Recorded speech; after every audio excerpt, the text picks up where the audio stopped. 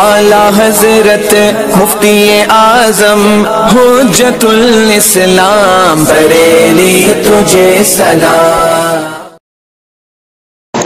بسم اللہ الرحمن الرحیم۔ قوله لما فيها من الغرابة بالقياس إلى المعروض۔ آپ نے جانا تھا قطبی میں کہ صاحب آراز دو طرح کے ہوتے ہیں، بعض آراز وہ ہوتے ہیں جو ذاتیہ کہلاتے ہیں، بعض آراز وہ ہوتے ہیں جو غریبہ کہلاتے ہیں۔ آراز دو طرح کے ہیں، بعض آراز وہ ہیں جو ذاتیہ کہلاتے ہیں، بعض آراز وہ ہیں جو غریبہ کہلاتے ہیں۔ سوال یہ ہے کہ جو آراز آپ نے جن کو ذاتیہ کہا تو ان کو ذاتیہ کیوں کہا جاتا ہے، اور جن کو غریبہ کہا ان کو غریبہ کیوں کہا جاتا ہے؟ آراز ذاتی کو عرض ذاتی کیوں کہتے ہیں؟ آراز غریبہ کو عرض غریبہ کیوں کہا جاتا ہے؟ اس کا جواب علامہ میر یہ دیتے ہیں کہ جن عوارض کو عوارض ذاتیہ کہا جاتا ہے وہ اس لیے کہا جاتا ہے کہ وہ ذات کی جانب منسوب ہوتے ہیں۔ عوارض چاہیں ذاتی ہو یا عارضی ہو، لاحق یہ کس کو ہوتا ہے؟ ذات کو ہی ہوتا ہے۔ چاہیں عوارض ذاتی ہو، چاہے عوارض کا تعلق کیسے ہو، غرابت سے ہو، بہرحال یہ دونوں طرح کے عوارض لاحق جو ہوتے ہیں یہ ذات ہی کو ہوتے ہیں۔ لیکن پھر عوارض ذاتیہ یعنی کہ پہلے والے تین کو عوارض ذاتیہ کہنا اور بعد والے تین کو عوارض غریبہ کہنا اس لیے ہے کہ پہلے والے تین ذات کی جانب منسوب ہوتے ہیں، اس لیے ان کا نام ذاتیہ رکھا جاتا ہے، اور بعد والے تین ذات کی جانب منسوب نہیں ہوتے ہیں بلکہ ذات کی جانب نظر کرتے ہوئے ان کے اندر اجنبیت آ جاتی ہے، اس لیے ان کا نام کیا رکھا جاتا ہے؟ غریبہ رکھا جاتا ہے۔ سمجھ گئے بھائی؟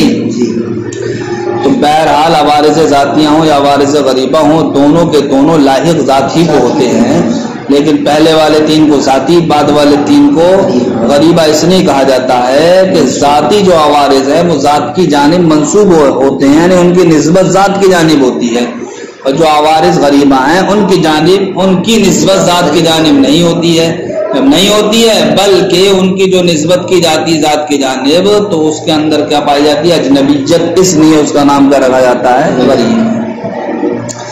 اقول علامہ میر کہتے ہیں میں کہتا ہوں یعنی ان الثلاثۃ الاول من الاعراض، کہ پہلے والے تین اعراض یعنی اعراض میں سے پہلے والے تین لما استند الى الذات فی الجملۃ، استندت الى الذات فی الجملۃ، جب وہ منسوب ہیں ذات کی جانب فی الجملہ، یعنی کچھ تو ڈائریکٹ ذات کی جانب منسوب ہیں، کچھ ذات کی جانب اس لیے منسوب ہے کہ ذات کے جز کی جانب منسوب ہیں، کچھ ذات کی جانب اس لیے منسوب ہے کہ ذات کے امر خارج مساوی کی جانب منسوب ہے، اور وہ امر خارج مساوی ذات کی جانب منسوب ہے۔ یہی تو تھا جی۔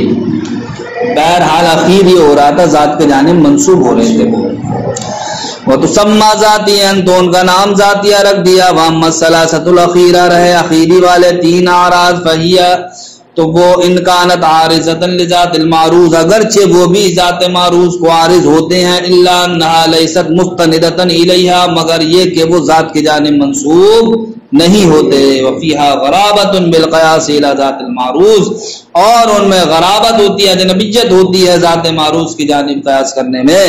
فلم تنسب الیہا، تو وہ ذات کی جانب منسوب نہیں کیے گئے، بل سمیت اعراضا غریبہ، بلکہ ان کا نام کیا رکھا گیا؟ قوله والعلوم لا يبحث فيها الا عن الاعراض الذاتيه لموضوعاتها، شاعر نے کہا تھا کہ علوم میں بحث کون سے عوارض سے کی جاتی ہے؟ اس علم کے موضوع کے عوارض ذاتیہ سے کی جاتی ہے، اس علم کے موضوع کے۔ یہ تو علامہ میر دلیل پیش کر رہے ہیں کہ آخر عوارض ذاتیہ سے ہی بحث کیوں کی جاتی ہے، عوارض غریبہ سے بحث کیوں نہیں کی جاتی؟ عوارض ذاتیہ سے ہی بحث کیوں کی جاتی ہے اور عوارض غریبہ سے بحث کیوں نہیں کی جاتی؟ تو فرماتے ہیں وجہ اس کی یہ ہے کہ علوم میں مقصود کیا ہوتا ہے؟ علوم کے موضوع کے احوال کو جاننا۔ مقصود کیا ہوتا ہے؟ احوال کو جاننا۔ اب احوال حقیقت میں عوارض ذاتیہ ہی ہوتے ہیں علم کے، احوال حقیقت میں کیا ہوتے ہیں؟ عوارض ذاتیہ، یعنی مقصود علوم سے کیا ہے صاحب؟ احوال کا جاننا، کس کے؟ اس علم کے موضوع کے احوال کا جاننا۔ اور احوال حقیقت میں کون سی چیز ہوا کرتی ہیں؟ عوارض ذاتیہ ہے۔ عوارض غریبہ تو وہ اس علم کے احوال نہیں ہوتے ہیں بلکہ وہ کسی دوسری شے کے احوال ہوتے ہیں۔ تو وہ جس شے کے احوال ہیں امور غریبہ یا عوارض غریبہ، تو اب ان عوارض غریبہ سے اسی شے میں بحث کی جائے گی نا، اس لیے کہ وہ دوسری شے کی نظر کرتے ہوئے اس کے یہ بنیں گے عوارض ذاتیہ۔ تو عوارض غریبہ سے اس لیے بحث نہیں کی جاتی کہ عوارض غریبہ حقیقت میں اس علم کے احوال نہیں ہیں بلکہ وہ تو کسی دوسری چیز کے احوال ہیں۔ رہے عوارض ذاتیہ تو ان سے اس لیے بحث کی جاتی ہے کہ حقیقت میں یہی اس علم کے احوال ہیں، ٹھیک۔ اور ہر علم میں مقصود کیا ہوتا ہے؟ اس کے احوال کا جاننا، اس لیے عوارض ذاتیہ سے بحث کی جاتی ہے۔ سمجھ گئے بھائی؟ عوارض ذاتیہ سے بحث کیوں کی جاتی ہے اور عوارض غریبہ سے کیوں نہیں کی جاتی؟ دونوں کی علت اللہ امین نے بیان کر دی کہ عوارض ذاتیہ سے بحث اس لیے کی جاتی ہے کہ مقصود علوم میں کیا ہوتا ہے؟ اس کے موضوع کے احوال کا جاننا، اور احوال حقیقت میں عوارض ذاتیہ ہوتے ہیں، ٹھیک۔ یہ بات ختم ہو گئی۔ عوارض غریبہ سے کیوں بحث نہیں کی جاتی؟ اس لیے نہیں کی جاتی کہ عوارض غریبہ حقیقت میں یہ علم کے احوال نہیں ہے بلکہ یہ تو کسی دوسری شے کے احوال ہے۔ تو جب دوسری شے کے احوال ہیں تو دوسری شے کی جانب نظر کرتے ہوئے دوسری شے میں ان عوارض غریبہ سے بحث کی جائے گی، لیکن اس علم کے جب یہ احوال نہیں ہوئے تو اس علم میں عوارض غریبہ سے بحث نہیں کی جائے گی۔ جیسے ایک مثال پیش کی، جیسے کہ حرکت یہ کس کو عارض ہوتی ہے؟ ابیض کو، گائے کے واسطے سے، حیوان جزو عام کے واسطے سے۔ حرکت کس کو لاحق ہوئی ہے؟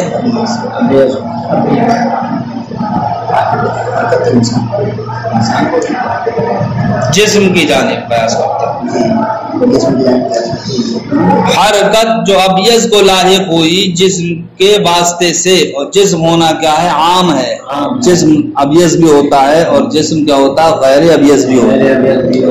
تو یہاں حرکت لاحق ہونے کی وجہ سے عارض کہلائی، ٹھیک، لیکن کس جز کے واسطے سے لاحق ہو رہی؟ جزو عام کے واسطے سے، اس لیے یہ عرض غریبہ میں شامل ہوگی۔ کہاں میں شامل ہوگی؟ تو حرکت یہ ابیض کی جانب، ابیض کو جو لاحق ہوئی تو ابیض کے لیے کیا بنی؟ یہ عرض غریبہ، کیا بنی؟ عرض غریبہ ابیض کے لیے، ٹھیک۔ لیکن یہ جسم کے واسطے سے لاحق ہو رہی ہے تو جسم کی طرف نگاہ کرتے ہوئے حرکت یہ جسم کے لیے عرض ذاتی ہے۔ ارے جس چیز کو لاحق ہو رہی ہے وہ شے جسم کے واسطے سے ہو رہی نا، جسم کے واسطے سے ابیض تک اس کا اثر پہنچ رہا ہے تو ڈائریکٹ حرکت کا اثر کہاں پہنچ رہا ہے؟ جسم تک، جسم کے واسطے سے ابیض تک پہنچ رہا ہے۔ تو اب یہ حرکت کس کے لیے؟ جسم کے لیے یہ عرض ذاتی کہلائے گی، لیکن ابیض کے لیے عرض غریبہ کہلائے گی۔ تو اب اس علم میں اس لیے بحث نہیں کی جاتی ہے کہ جسم سے تعلق نہیں ہے اس علم کا، تو حرکت کا جو تعلق ہوا وہ کسی دوسری چیز سے ہوا، وہ کیا ہے؟ جسم، اور جسم کا تعلق اس فن سے نہیں ہے۔ اور حرکت کیا ہے؟ عرض غریبہ، حرکت کیا ہے؟ اس لیے عرض غریبہ سے اس میں بحث نہیں کی جائے گی۔ لیکن حرکت جس علم کی طرف نگاہ کرتے ہوئے یہ کیا بنے گی؟ عرض ذاتی بنے گی، سمجھ گئے؟ تو اس علم میں حرکت سے کیا کی جائے گی؟ بحث کی جائے گی۔ تو اب جناب والا حرکت سے بحث اس علم میں کی جائے گی کہ جس علم کا موضوع کیا ہو؟ جسم ہو، جس علم کا موضوع کیا ہو؟ جسم۔ حاصل کلام یہ نکلے گا کہ مقصود کیا ہوتا ہے؟ اس علم کے موضوع کے حالات کو جاننا، اور وہ حالات حقیقت میں عرض ذاتی ہی ہوتے ہیں۔ عرض غریبہ تو وہ اس علم کے حالات نہیں ہوتے ہیں بلکہ وہ کسی دوسری شے کے حالات ہوتے ہیں۔ اب وہ عرض غریبہ دوسری شے کی نظر، دوسری شے کی طرف قیاس کرتے ہوئے نظر کرتے ہوئے اس دوسری شے کے کیا بنیں گے؟ عرض ذاتی بنیں گے. تو جس شے کے عرض ذاتی بنیں گے اسی شے میں اس سے بحث کی جائے گی، اور جس کے عرض ذاتی نہیں بنیں گے اس میں بحث نہیں کی جائے گی. مثال کے ذریعے سے واضح کر دیا. اقول علامہ میر کہتے ہیں میں کہتا ہوں وہ اس لیے کہ مقصود علوم میں بیان و احوال موضوعیہ اس کے موضوع کے احوال کا جاننا ہے. والاعراض الذاتیۃ للشیء، کسی شے کے لیے اعراض ذاتیہ احوال له فی الحقیقت، یہی کیا ہوتے ہیں اس کی حقیقت میں احوال ہوتے ہیں. واما الاعراض الغریبہ، رہے اعراض غریبہ فہی فی الحقیقت، تو وہ حقیقت میں احوال الاشیاء اخر، وہ دوسری شے کے کیا ہیں؟ احوال ہیں. فہی بالقیاس الیہا، تو وہ دوسری چیز کی جانب قیاس کرتے ہوئے اعراض ذاتیاں ہیں، لیکن صاحب اس علم کی جانب قیاس کرتے ہوئے اعراض غریبہ ہیں. فیجب، تو واجب ہے کہ ان یبحث عنہا، کہ ان سے بحث کی جائے فی العلوم الباحث عن احوال تلک الاشیاء، انہی علوم میں کہ جن علوم میں ان اشیاء کے احوال سے بحث کی جاتی ہے. جیسے کہ حرکت قیاس کرتے ہوئے اب اس کی جانب یہ عرض غریب ہے، وبالقیاس الی الجسم عرض ذاتی، اور قیاس کرتے ہوئے جسم کی جانب کیا ہے؟ یہ عرض ذاتی ہے.